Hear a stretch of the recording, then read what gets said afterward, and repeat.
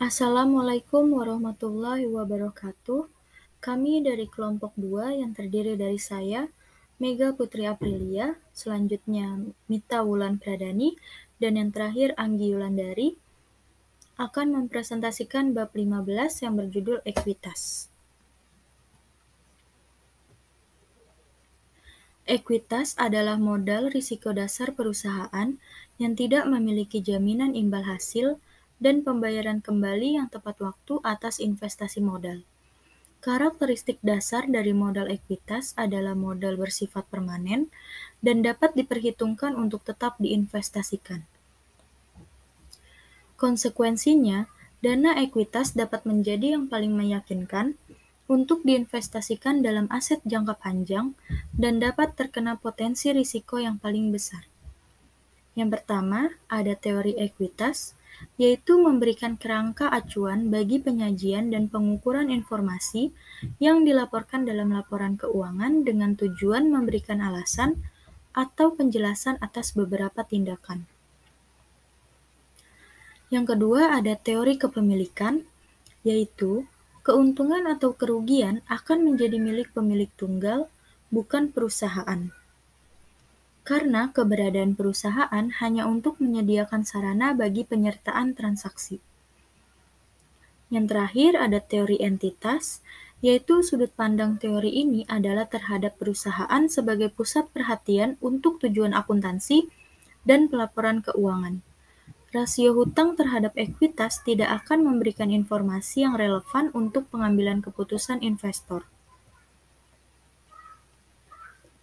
Pendekatan teoretis lainnya. Pendekatan ini dikembangkan dari upaya untuk merasionalisasi pencatatan dan pelaporan informasi akuntansi. Yang pertama ada teori dana. Teori ini mengabaikan hubungan pribadi atau teori kepemilikan dan personalisasi perusahaan atau teori entitas.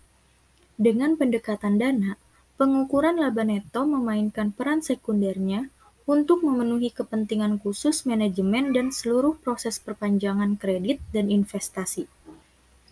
Teori ini sesuai untuk bidang akuntansi pemerintahan yang mempunyai 3 karakteristik dalam pelaporan keuangan, yaitu dana, aset, dan pembatasan. Yang kedua ada teori pengendali. Pendekatan pengendali dinyatakan bahwa tujuan manajer sama pentingnya dengan tujuan pemilik atau entitas dan memberikan penekanan pada kontrol.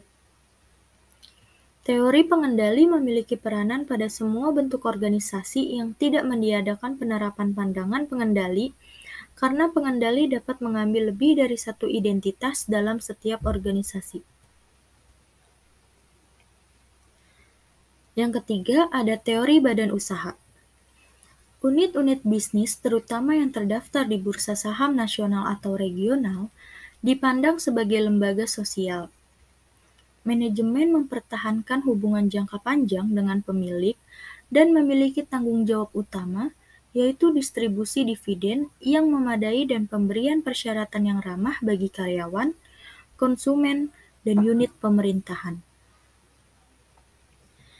Yang terakhir ada teori ekuitas residual. Ekuitas residual adalah kepentingan yang merata atas aset organisasi yang akan menyerap pengaruh pada aset tertentu dari setiap peristiwa ekonomi yang tidak disetujui oleh pihak-pihak yang berkepentingan. Pemegang ekuitas residual sangat penting bagi keberadaan perusahaan, karena mereka adalah pengambil risiko tertinggi dan memberikan jumlah modal yang cukup besar selama tahap perkembangan perusahaan. Definisi ekuitas. Perbedaan di antara aset dan liabilitas digambarkan memberikan kewajiban untuk mentransfer aset atau memberikan layanan kepada entitas lain di masa depan sebagai hasil dari beberapa transaksi atau peristiwa sebelumnya.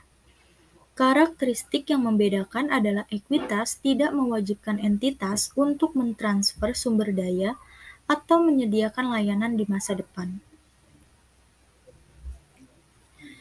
Perbedaan antara utang dan ekuitas. Hubungan di antara utang jangka panjang perusahaan dengan ekuitasnya dinilai relevan karena rasio ini secara langsung berkaitan dengan risiko yang terkait dengan aktivitas investasi di dalam saham perusahaan. Ketika rasio hutang terhadap ekuitas perusahaan meningkat, maka persepsi pasar terhadap risiko berinvestasi di dalam saham perusahaan juga akan meningkat. Oleh karena itu, penting untuk memiliki kriteria yang sesuai saat mengklasifikasikan liabilitas dan ekuitas, sehingga pembuat keputusan dapat dengan andal mengevaluasi kemampuan perusahaan untuk memenuhi kebutuhan saat ini dan untuk menentukan tingkat risiko yang melekat dalam proyeksi arus kas masa depan dari waktu ke waktu. Kekhawatiran yang diungkapkan oleh para akuntan tentang klasifikasi instrumen keuangan pada laporan posisi keuangan dengan menerbitkan draft exposure yang berfokus kepada yang pertama, instrumen keuangan yang memiliki karakteristik liabilitas tetapi dilaporkan sebagai ekuitas atau di antara liabilitas dan ekuitas. Yang kedua, instrumen keuangan yang memiliki karakteristik ekuitas tetapi disajikan antara liabilitas dan ekuitas. Dan yang terakhir, instrumen keuangan yang memiliki karakteristik liabilitas dan ekuitas tetapi diklasifikasikan sebagai liabilitas atau ekuitas. Ekuitas pelaporan. Aktivitas ekonomi di Amerika Serikat dilakukan dalam 3 bentuk utama organisasi bisnis, yaitu kepemilikan perorangan, kemitraan, dan korporasi, di mana aktivitas korporasi menjadi aktivitas ekonomi terbesar yang dilakukan sehingga menghasilkan beberapa keuntungan di antaranya liabilitas yang terbatas, kontinuitas, likuiditas investasi, dan berbagai hak kepemilikan.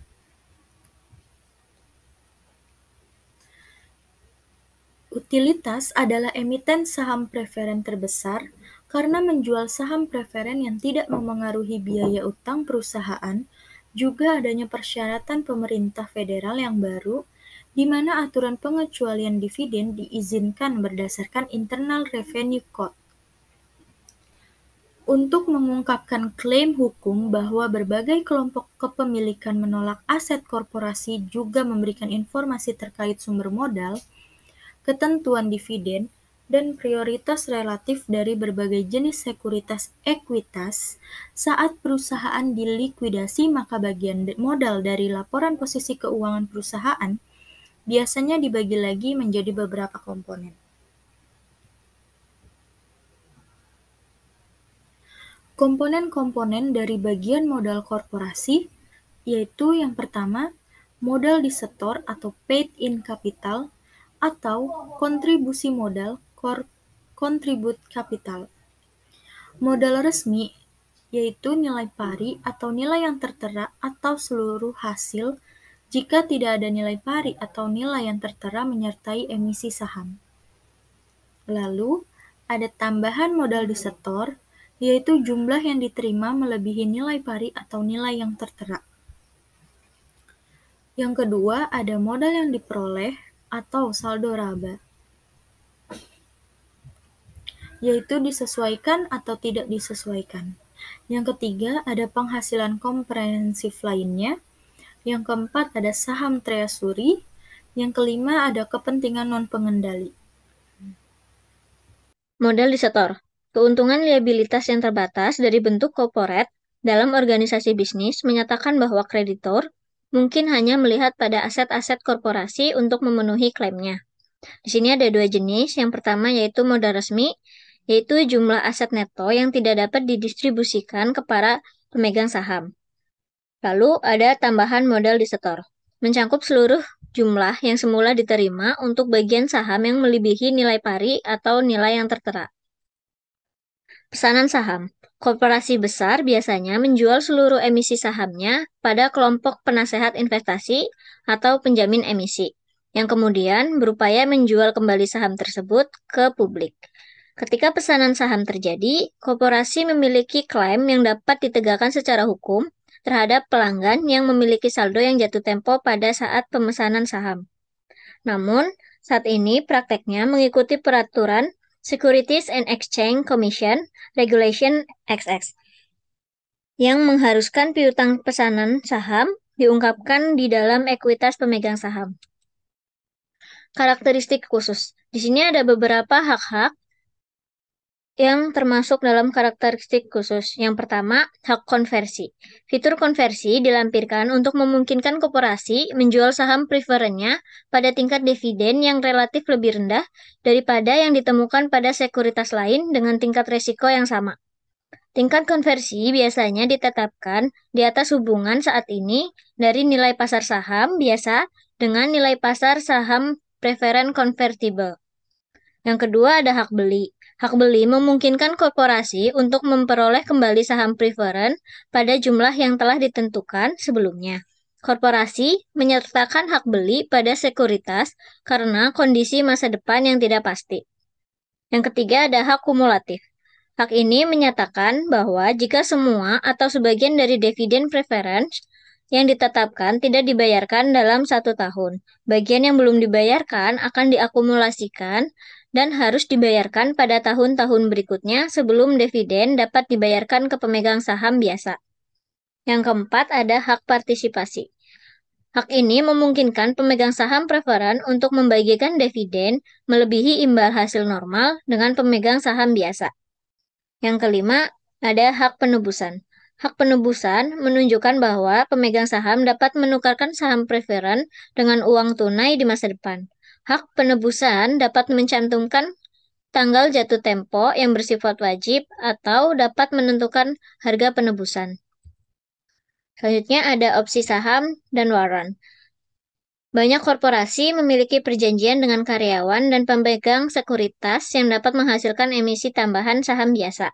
Nah, perjanjian-perjanjian ini disebut sebagai opsi saham atau stock option dan waran atau stock waran, yang secara signifikan dapat mempengaruhi jumlah saham biasa yang beredar, serta metode akuntansi untuk keduanya yang harus dievaluasi secara cermat. Akuntansi untuk rencana opsi saham berdasarkan APB Option nomor 25. Rencana opsi saham eksekutif telah menjadi elemen penting dari serangkaian kompensasi untuk para pejabat perusahaan, memungkinkan para pejabat perusahaan untuk membeli saham dalam jumlah yang ditetapkan pada harga yang telah ditentukan untuk beberapa periode yang juga telah ditentukan sebelumnya. Rencana opsi saham ini paling berharga ketika harga opsi lebih rendah dari harga pasar, sehingga rencana opsi saham dipandang sebagai insentif yang mempengaruhi pemegang opsi untuk mencoba meningkatkan laba korporasi dan kemudian meningkatkan nilai saham biasa perusahaan di pasar saham. Pada tahun 1972, Accounting Principles Board meninjau permasalahan akuntansi untuk opsi saham dan menerbitkan APB Option nomor 25 tentang akuntansi untuk saham yang diterbitkan bagi karyawan. Dua jenis rencana yang didefinisikan di dalam pernyataan ini adalah non-kompensasi dan kompensasi, di mana rencana opsi saham non-kompensasi didefinisikan sebagai salah satu yang tidak dirancang menjadi metode kompensasi, tetapi lebih sebagai sumber modal tambahan atau kepemilikan yang lebih luas di antara para karyawan. Sedangkan rencana opsi saham dengan kompensasi memberikan opsi kepada karyawan, yang mana opsi ini tidak ditawarkan ke semua karyawan atau pemegang saham. Pelaporan opsi saham berdasarkan FASB ASC 718. Berdasarkan FASB ASC 718, tujuan pengukuran instrumen ekuitas ke karyawan untuk memperkirakan nilai wajar pada tanggal pemberian instrumen ekuitas, di mana entitas diwajibkan untuk menerbitkannya ketika karyawan telah memberikan layanan dan memenuhi segala persyaratan lain yang diperlukan untuk memperoleh hak manfaat dari instrumen tersebut. Opsi saham membantu perusahaan menghindari pembayaran pajak, di mana korporasi mengambil pengurang pajak terkait perbedaan di antara nilai yang dibayarkan karyawan untuk saham dan nilai saat ini. Namun, dengan regulasi akuntansi yang berlaku pada saat itu, perusahaan tidak memberlakukan transaksi opsi saham sebagai beban. FASB merespon keprihatinan ini dengan menerbitkan SFAS Nomor 123R yang mengharuskan perusahaan menerbitkan opsi saham untuk memperkirakan beban kompensasi yang timbul dari pemberian opsi saham dengan metode nilai wajar dan mengungkapkan estimasi beban kompensasi ini pada laporan laba rugi dan penghasilan komprehensif lain. Penolakan terhadap pedoman FASB ASC 718 tidak berakhir dengan penerbitan SFAS nomor 123R. Tahun 2006, sebanyak 27 ekonom dan pemimpin bisnis memberikan pernyataan keberatan dengan pembebanan opsi saham karena meyakini bahwa itu bukanlah perlakuan akuntansi yang tepat karena hal ini akan menghasilkan penurunan nilai laporan keuangan perusahaan yang cukup serius bagi para pengguna rencana opsi saham secara umum. Selain itu, persyaratan tersebut dapat membuat laba neto perusahaan menurun, kemampuan mereka untuk menarik karyawan berbakat berkurang, serta perusahaan menjadi kurang kompetitif terhadap para pesaing asing yang tidak menghadapi persyaratan serupa. Selanjutnya ada waran. Waran sendiri merupakan sertifikat yang memungkinkan para pemegang memperoleh bagian saham pada harga tertentu dalam periode yang telah ditentukan. Akuntansi untuk hak meminta didahulukan dari para pemegang saham agar tidak menimbulkan masalah khusus. Waran hanya dicatat sebagai memorandum dalam catatan akuntansi yang bersifat formal. Sertifikat ini diterbitkan dengan dua kondisi. Kondisi yang pertama, yaitu sebagai bukti dari hak meminta didahulukan pemegang saham membeli tambahan bagian saham biasa dari emisi baru sesuai presentasi kepemilikan saat ini. Kondisi yang kedua, sebagai dorongan yang awalnya melekat pada utang atau saham preferen untuk meningkatkan kemampuan pasar atas sekuritas-sekuritas ini. Selanjutnya ada saldo laba. Saldo laba mempresentasikan akumulasi laba neto korporasi yang belum didistribusikan sebagai dividen. Selain itu, dicatat bahwa akumulasi saldo laba tidak selalu korporasi memiliki kas yang tersedia untuk membayar dividen. Dalam kasus ini, saldo laba diungkapkan dalam laporan keuangan dikelompokkan menjadi bagian-bagian yang perlu disesuaikan dan tidak disesuaikan. Saldo laba yang disesuaikan merupakan bagian yang tidak perlu dibagikan sebagai dividen. Penyesuaian muncul dari pembatasan hukum, pembatasan kontrak, atau keputusan internal. Sehingga dapat dikatakan bahwa pengungkapan ini secara efektifnya jika disajikan sebagai catatan kaki. Dividen saham. Perusahaan memiliki akumulasi laba tetapi tidak memiliki dana tersedia untuk mendistribusikan laba sebagai dividen tunai kepada pemegang saham. Semacam ini, perusahaan dapat memilih untuk mendistribusikan sebagian saham yang dimilikinya sebagai dividen bagi pemegang saham saat ini yang bisa disebut juga sebagai dividen saham. Dividen saham yang relatif kecil tidak akan berdampak buruk pada nilai pasar saham yang ditetapkan sebelumnya. Alasan distribusi dividen saham adalah bahwa pemegang saham akan menerima tambahan saham dengan nilai per lembar saham sama dengan saham yang dimiliki sebelumnya.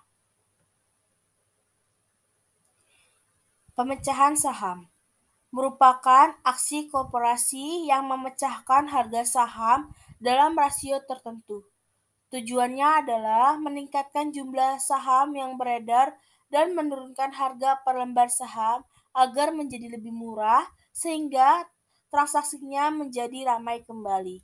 Walaupun jumlah lembar sahamnya bertambah, tapi pemecahan saham tidak akan mengubah jumlah modal yang disetor.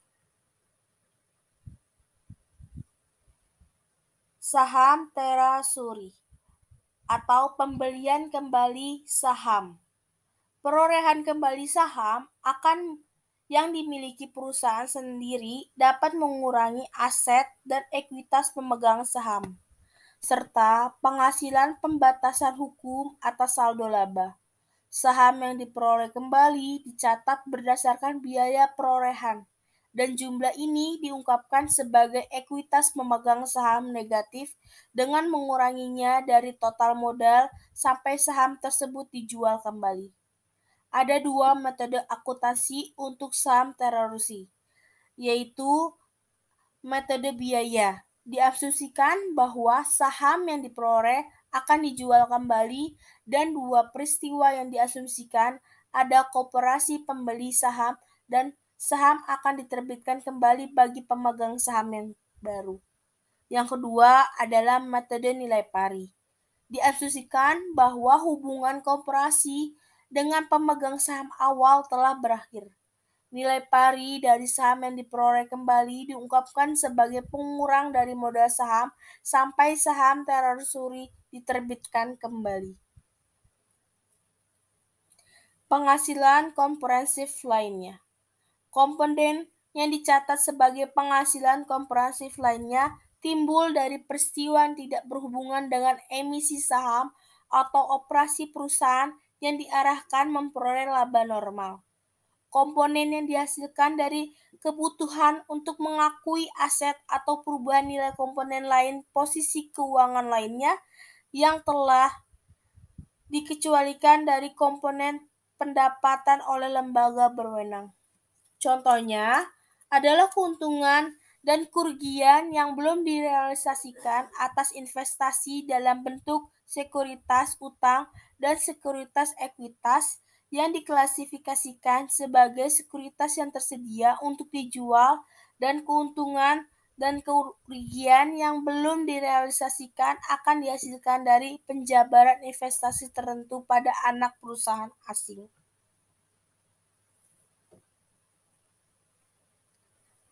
Kuasi reorganisasi merupakan reorganisasi tanpa melalui reorganisasi secara hukum yang dilakukan dengan menilai kembali akun-akun aktiva dan kewajiban pada nilai wajar dan mengeliminasi saldo defisit. Selain itu juga cara untuk menyelamatkan perusahaan yang terbebani dengan defisit yang material. Sementara perusahaan tersebut sesungguhnya memiliki prospek usaha yang baik. Kuasi reorganisasi dilakukan dengan metode reorganisasi akuntansi atau accounting reorganisasi method. Dalam metode ini, aktiva dan kewajiban dinilai kembali sebesar nilai wajarnya. Saldo laba negatif, defisit, dan selisih nilai kembali dieliminasi akun tambah modal di store. Langkah-langkah dalam kualifikasi reorganisasi ada 3 macam. Yang pertama adalah aset diturunkan nilainya sesuai nilai pasar wajar, terdapat saldo laba atau tambahan modal di store. Yang kedua adalah defisit saldo laba dihilangkan, terdapat tambahan modal di store dan modal resmi. Yang ketiga adalah nilai saldo sama dengan nol ditetapkan dan ketetapannya dipertahankan sampai hal tersebut kehilangan signifikasinya. Kepentingan non-pengendali. Kepentingan non-pengendali adalah pemilik selain induk di anak perusahaan yang dikendalikan oleh induk perusahaan. Kepentingan non-pengendali hanya muncul dalam laporan keuangan konsolidasi, yaitu laporan yang menggabungkan antara induk dan anak perusahaan yang dikendalikan oleh induk dalam laporan laba rugi komprehensif. Total laba perusahaan dialokasikan untuk pihak pengendali dan pihak non-pengendali. Laba konsolidasi bukan merupakan laba residual setelah dikurangi bagian laba untuk kepentingan minoritas. Laba entitas konsolidasi milik dua kepentingan, sehingga pihak minoritas ditetapkan sebagai pihak yang mendapatkan alokasi laba dari total laba entitas konsolidasi. Analisis keuangan atas ekuitas pemegang saham. Rasio imbal hasil atas aset mengukur rata-rata imbal hasil atas investasi bagi semua investor terlepas dari hubungannya dengan perusahaan. Rasio ini didasarkan pada teori entitas yang tidak membedakan para investor dan pelapor kinerja keuangannya secara menyeluruh. Rasio yang melaporkan kinerja perusahaan dari sudut pandang pemegang saham biasa adalah imbal hasil atas ekuitas pemegang saham biasa. Rasio ini didasarkan pada teori kepemilikan yang mana biaya peminjaman dianggap sebagai beban daripada imbalan hasil atas investasi dan dihitung dengan metode ROCSE sama dengan laba neto yang tersedia bagi pemegang saham dibagi rata-rata ekuitas pemegang saham biasa. Kerangka penyusunan dan penyajian laporan keuangan menunjukkan referensi untuk teori kepemilikan ketika menyatakan ekuitas adalah kepentingan yang tersisa dalam aset perusahaan setelah dikurangi semua liabilitasnya.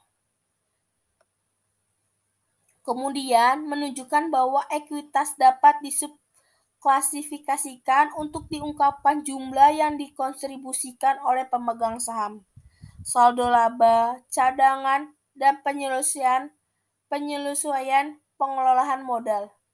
Subklasifikasi ini dipandang relevan dengan kebutuhan untuk mengambil keputusan bagi para pengguna laporan keuangan, karena hal ini disebut mengidentifikasi adanya batasan hukum pelaku dan mungkin mencerminkan bahwa para pembeda hak kepemilikan memiliki hak-hak yang berbeda.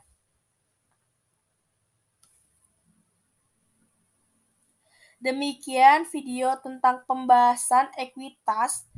Semoga bermanfaat dan terima kasih. Wassalamualaikum warahmatullahi wabarakatuh.